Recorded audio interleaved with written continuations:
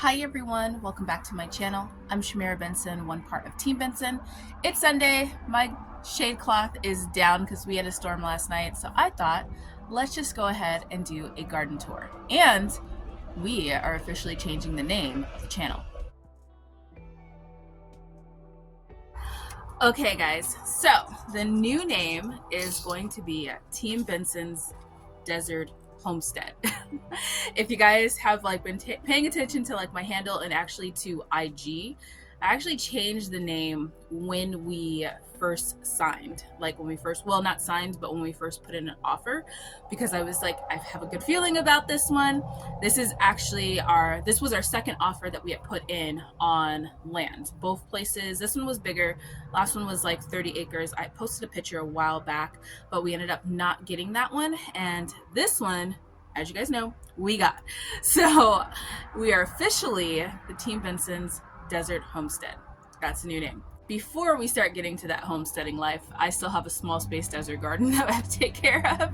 So I want to show you guys what I have growing in here. Now, for those of you guys that are new to my channel, which we got a ton of new subscribers, big welcome. But I am a desert gardener here in Phoenix, Arizona, Zone 9B.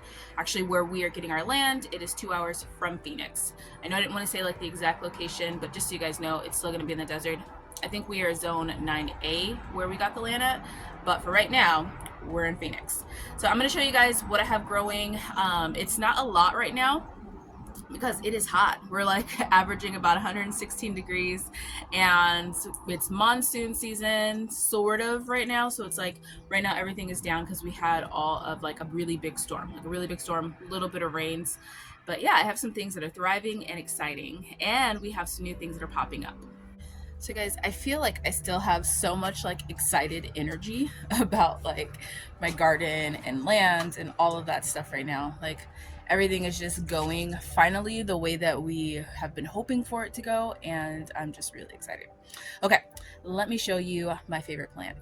Now, most of you guys can guess this, but it is my Armenian cucumber. It is already halfway on the arch, and look at this, guys. She has some little cucumbers growing on her right now, so we are pretty excited about that. I've wanted her to get really, really big, so I didn't do any hand pollinating or anything like that because I wanted her to grow a lot. Because not only do we use this plant for all of its amazing cucumbers, which are melons, but we actually use these leaves for mulch during the fall. So we have to get this plant as big as it possibly can. It's going to grow on both of these arches. It's probably going to end up taking over our really burnt up early girl. Right now we're leaving the early girl just because she is providing shade for all of the things beneath her. So beneath her we have some pioneer bush beans right there, and there's a couple right in here that popped up.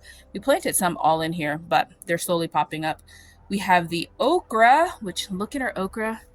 It is starting to produce. Look at that, guys. We're gonna be getting okra soon. And then we also in here have some Chinese red lung noodle beans, which are going to welcome the extra support from the Armenian cucumber, which is starting to climb on its arch too. So there'll be eventually some noodle beans dangling down here once it gets a little bit more shade from this bad boy.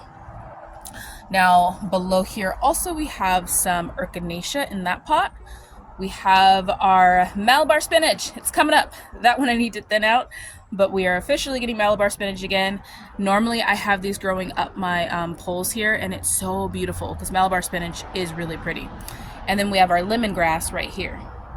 Now guys, Malabar spinach being an amazing desert plant, I get so many questions of where is my Malabar spinach and why am I not growing it? And it's because we got tired of eating it. That thing produces like crazy, and it's something that you have to harvest often in order just to keep it from turning into a big giant hedge. So we have had so much of it that we got tired of eating it, but now it is back. So then over here we have our squashes and zucchinis. This one is a black beauty squash here, and that one is a black beauty squash, which is getting way more sun now that the tomato is gone, and it is growing. And then we have some Mexican gray squash that is growing right here in the center. Now in our medicinal bed, we have some yarrow right here, and then we have some evening primrose right there. And then we also have some black-eyed peas coming up here, and then in our normal potato bed, which is our kids' Vego garden bed, we have black-eyed peas, and then we also have the Kentucky Wonder pole beans. So I'm going to go through because I see that there's like some holes where either something didn't pop up or something ate it, or just that plant got the sun. And I'm just going to replant a couple so that then hopefully we can get a good harvest of our black-eyed peas this year. Over here, we do have one more Malabar spinach, so it's going to be growing there and there. This year, I'm going to have it on both of the poles. It is going to be so pretty. But yes, yeah, so that's why I have this chicken wire here, and that is old Malabar spinach. But it grows like crazy, so you got to be committed. Now over here we have some sad looking stevia that it is starting to come back at the base of it. So we're just going to leave this because it kind of just provides like a little extra shade, but we're not going to pull the plant because the plant is apparently growing back, which is not something that I thought was going to do. This year the stevia is surprising me. And then we have a cucumber, a space saver cucumber, which doesn't seem to be doing anything right there, and our big huge mulberry tree right here. Now guys, at our land we want to be able to kind of see how the land looks and how like the sun goes and like where the water kind of goes, all those different things on the land before putting any type of like, you know, permanent gardens or anything like that on it. But that is going to be the first thing that gets planted somewhere because it is currently trying to bust out of that pot. So we couldn't have bought it some more space sooner. Now moving along to the middle part, we have way less going on over here, but we have one of our shishito peppers. Annoying, this shishito pepper got hit by the sun, and as you guys can see, shade cloth blows off. It could be the difference between this and this. Literally, these are sitting right next to each other. The shade cloth just blew down a little bit this way, and this one got it. This one did not get the full 116 degrees. So that one's fine. That one's dead. This one is looking like it's not coming back, so that one looks dead too. Our Miss Eggy, she's fine. If the sun hits her a little bit, she's okay. I prefer to keep a little shade cloth on her, but she's fine. And then we have some turmeric that keeps trying to grow back. I don't know. I've been putting shade cloth on this one, and yeah, I know we're not a tropical area. We have Big Nisi over here. She's doing great. And yeah, we lost our other cucumber.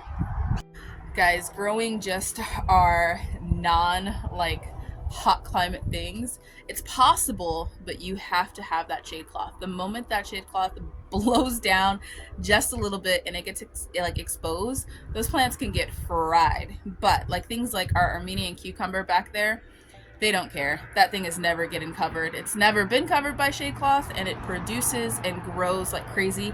It doesn't even wilt in the 116 degrees. But that's why we have Armenian cucumbers versus our space saver cucumbers. It's fine. Now back here we also have our dwarf Mexican lime tree. This one is my first tree that I've ever had back here, and it's done well in its pot. It probably still could do well for a couple more years, but this one's going to be excited about spreading itself too. We have our grapevine back here. The grapevine I put in a pot purposely so that then it could go with us. We have our curry tree right here, which is bushing out, doing amazing. That one's going out on the land too. I highly suggest that if you guys are planning on getting like any type of land or anything like that to expand your space, start growing your trees now. Put them in pots. They will grow in pots for years. My Malabar has been growing for probably about like 4 years right now, and it's fruiting. So, and it's fruiting enough to where we could eat the fruit. My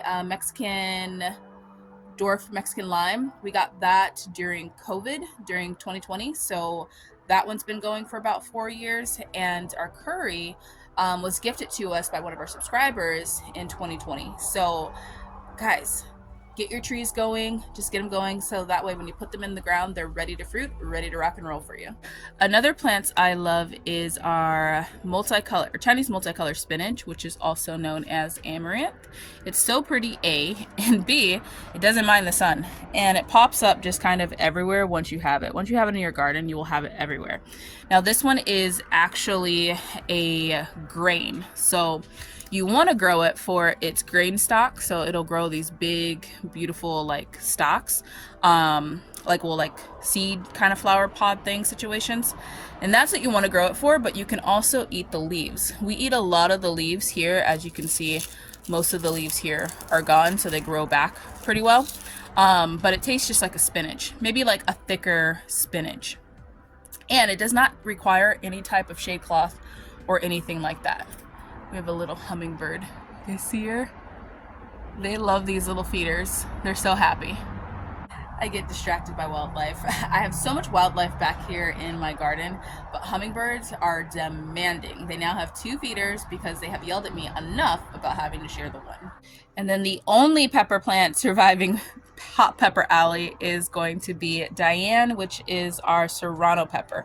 And she has gotten a lot taller. You can see her full greatness now. Now Diane, I am going to put probably in a bigger pot. If I had known she was a Serrano, I would have put her in one of these pots or something like that. But Diane was a mystery plant because tags got lost.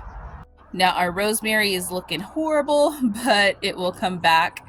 We do have, amongst our burnt up corn, we have some temporary beans that are looking really, really good. Like those are growing tall. I wish the corn was still alive because they need something to climb up because they are getting pretty big, but they're looking pretty good. It's funny to see just like green specks amongst all of these dead stalks. Poor corn. Once again, gardening in the desert requires timing. It requires perfect timing. Otherwise, you get that. And then lastly, I'm going to peek in here. We have our garlic chives and we have some oregano that I'm probably going to pull and dry before I lose it all. And then up here, we have some beans that I'm trying to start. These ones are the big kahuna beans. Now, out of all the beans that I have planted, the big kahuna beans have not popped up, so I'm thinking that it's way too hot for them, and I wish I had planted more pioneer bush beans. So the pioneer bush beans popped up, no problem. I think I'm going to probably order some more of those seeds. I got those ones from Survival Garden Seeds. I'm 120% excited about not getting cut off by motorcycles while trying to film a garden tour. But yes, the pioneer bush beans came from Survival Garden Seeds, so I think I'm going to reorder some more of those and then plant those where I've been planting the big kahunas, because I have big kahunas in 2 different spots, and yeah, neither one of them have popped up, but our pioneer ones have. So it is starting to get a busy day on the road, so I'm gonna let you guys go. I am so super excited to be sharing all of my journey with you guys. I'm gonna do kind of like its own series for how we are building the homestead and all of that. Right now it looks like we're gonna be able to go out there every 2 weeks, just kind of like with work. So when we go out there, I will take a camera. I'm excited to let you guys see it for the first time. Probably, I think we're going out this week, so probably next week you guys will see it for the very first time, and it is beautiful. But until next time, grow yourselves a garden, because even a small space can provide you with tons of food. Bye guys.